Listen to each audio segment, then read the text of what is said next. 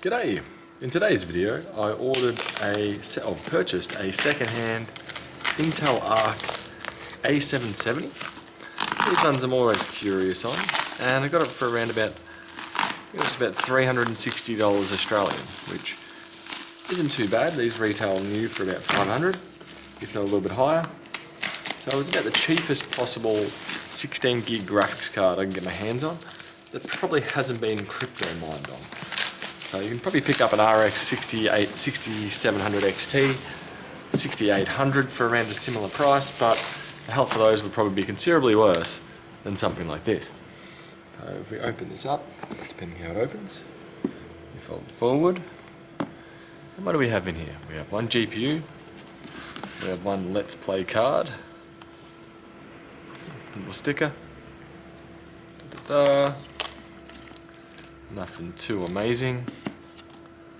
Put that down there. I'm just curious to see what connections you got. I'm curious if these also light up. I've got a feeling they may, as you can see the clear plastic down here and down here.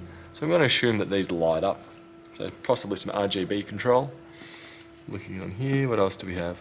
DisplayPort, and probably DisplayPort.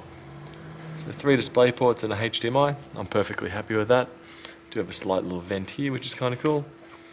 On the back, we have the Intel Arc A770 limited edition written on the back. This looks very similar to the Intel Arc A750 in design. Assumably it's just the PCB and the chip that's different, where the actual cooling of this looks extremely similar to the A750. Power requirements, what do we have? I'm assuming this is some form of RGB control, would be my guess. 6 pin, 8 pin. So not super power hungry. I'm surprised it just didn't go 2.8. If we have a look in here, what are we going to get in here? A shriveled up little cable.